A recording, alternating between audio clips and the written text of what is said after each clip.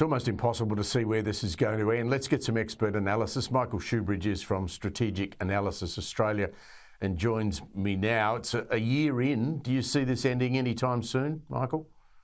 No, Steve. I think this is a long war.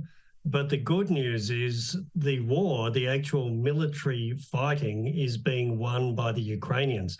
And this decision by NATO to finally agree to President Zelensky's request for tanks will just add Western firepower to a very courageous, effective Ukrainian military. A big story of this war is the dominance of Western military technology over Russian technology.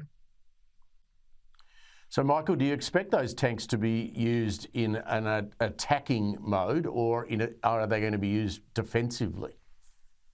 I think the Ukrainian military has shown they take the offense very effectively and very well.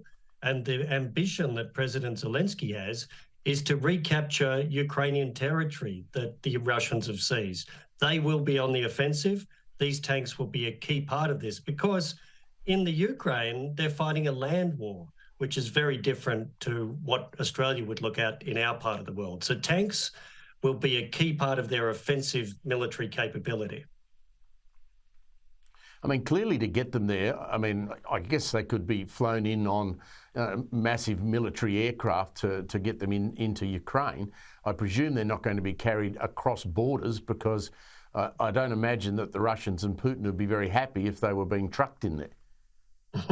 Well, so they can come across sort of borders like the Polish border, for example. Poland is probably one of the NATO countries definitely going to supply the Ukrainians with its German Leopard tanks.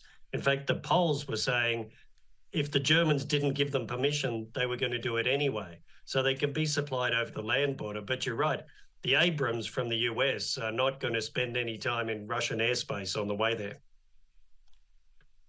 So these tanks and the technology that brings, I understand that the German tanks are probably the superior armoury. How do they stack up against what the Russians have got there already?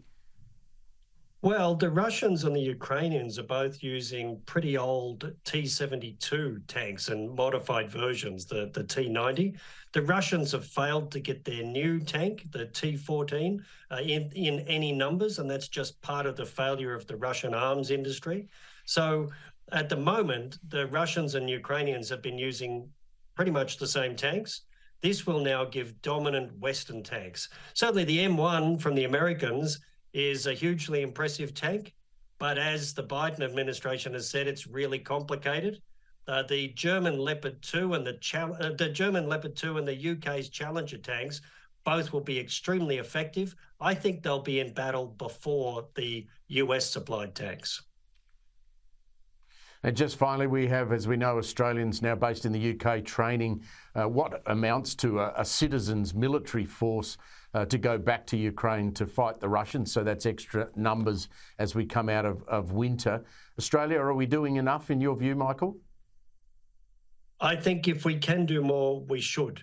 The training is important because this is a shift for the Ukrainian military from Russian technology that they can't get spares for anymore to Western technology and systems. The Australians can help them train with that. It's also about showing the Ukrainians can mobilize new troops far more effectively than Putin. But we can and should do more. We should look at what support we can give to those M1 tanks being used by the Ukrainians. Our army operates them. We could help with the training and logistics for that. So we should look for every opportunity because the Ukrainians are fighting this war on our behalf. Michael, thanks a lot. Always a pleasure to catch up with you and get your expertise.